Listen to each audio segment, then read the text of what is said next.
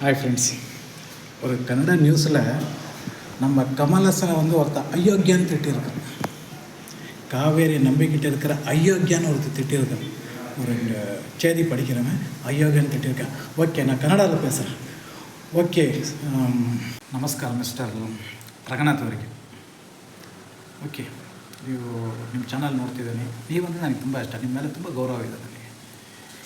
ಏನು ಅಂದರೆ ಕಮಲ್ ಹಾಸನ್ ಅವ್ರು ಮಾತಾಡಿದ್ರು. ಹೌದು, ಸ್ಟೇಜಲ್ಲಿ ಶಿವರಾಜ್ ಕುಮಾರ್ ಕೂತಿದ್ರು. ಕಮಲ್ ಹಾಸನ್ ಮಾತಾಡಬೇಕಾದ್ರೆ ಶಿವರಾಜ್ ಕುಮಾರ್ ತಕ್ಷಣ ಗೆದ್ದು ಏನಾದ್ರು ರಿಯಾಕ್ಟ್ ಮಾತಾಡಿದರೆ ಸಲ್ಯೂಟ್ ಹೊಡಿತೀನಿ ನಿಜವಾಗ್ಲೂ.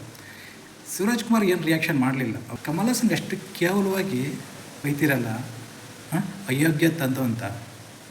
ನಿಮಗೆ ನಾಚಿಕೆ ಆಗ್ಬೇಕನ್ರಿ. ನಿಮಗೆ ವಯಸ್ಸಿಗೆ ಒಂದು ಮರ್ಯಾದೆ ಇದೆ. ಶೇಮ್, ನಾಚಿಕೆ ಆಗಬೇಕು. ನಾನು ತಮಿಳ್ನಾಡು, ನೀವು ಕರ್ನಾಟಕ, ಇವೆಲ್ಲ ಇರೋದು ಭಾರತದೊಳಗೆ. ನಾವು ಭಾರತೀಯರು, ಗೊತ್ತಾಯ್ತಾ? ಭಾರತೀಯರಂತೆ ಹೆಮ್ಮೆ ಇರಲಿ. ನಾವೆಲ್ಲ ಕಿತ್ತಾಡೋದು ಚೆನ್ನಾಗಿರಲ್ಲ. ಕಾವೇರಿ ನೀರು ಕುಡಿಯೋಂಥ ಅಯೋಗ್ಯ ಅಂತ ಬೈತಿರಲ್ಲ, ಇದು ಎಲ್ಲಿ ಮಟ್ಟಿಗೆ ಸರಿ? ಇದು ಮಾತಾಡಿ, ನೀವು ಬೇಡ ಅನ್ನಲ್ಲ. ಒಬ್ಬನ ಅಷ್ಟು ಹಗುರವಾಗಿ ಅಯೋಗ್ಯ ಅಂತ ಬೈಯೋದು ಭಾರಿ ತಪ್ಪು. ಓಕೆ, ಒಪ್ಕೋತೀನಿ.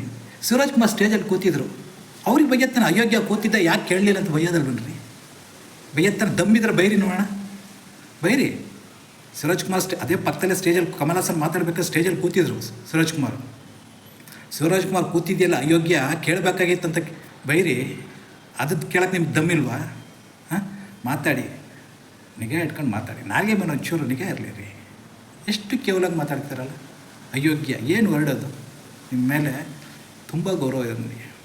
ನಾನು ಇರೋದು ತಮಿಳ್ನಾಡಲ್ಲಾದರೂ ಕನ್ನಡ ನ್ಯೂಸ್ ನೋಡ್ತೀನಿ, ನಿಮ್ಮ ಚಾನಲ್ನ ನೋಡ್ತೀನಿ. ನಿಮ್ಮ ಮೇಲೆ ಅತಿಯಾದ ಹೆಮ್ಮೆ, ಗೌರವ ಇದೆ.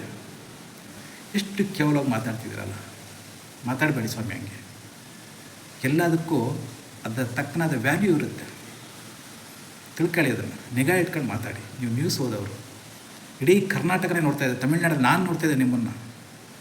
ನ್ಯೂಸ್ ಓದೋರು ಮಾತಾಡಿ. ನೀವು ಮಾತಾಡೋ ಸ್ಟೈಲ್ ಹೇಗಿದೆ ಅಂದರೆ ತಂದಾಕ ಥರ ಇದೆ. ಅಷ್ಟು ತಾಕತ್ತಿದ್ರೆ ಶಿವರಾಜ್ ಕುಮಾರ್ ಸ್ಟೇಜಲ್ಲಿ ಕೂತಿದ್ರಲ್ವ, ಸ್ಟೇಜಲ್ಲಿ ಕೂತ್ಕೊಂಡು ಕೇಳಿಸ್ಕೊಂಡಿದ್ರಲ್ವ, ಅವ್ರಿಗೆ ಬೈರಿ. ಅಯೋಗ್ಯ ಅಂತ ಅವ್ರಿಗೆ ಹೇಳಿ ನೋಡೋಣ. ಅಯೋಗ್ಯ ಕೂತ್ಕೊಂಡು ಕೇಳಿಸ್ಕೊತಿದ್ಯಲ್ಲ, ಎದ್ದು ನಿನಗೆ ಕೇಳೋಕ್ಕಾಗಲಿಲ್ಲ ಅಂತ ಅವ್ರಿಗೆ ಬೈರಿ ನೋಡೋಣ. ದಮ್ಮಿದೆಯಾ? ಆವಾಗ ಒಪ್ಕೋತೀನಿ ರೀ.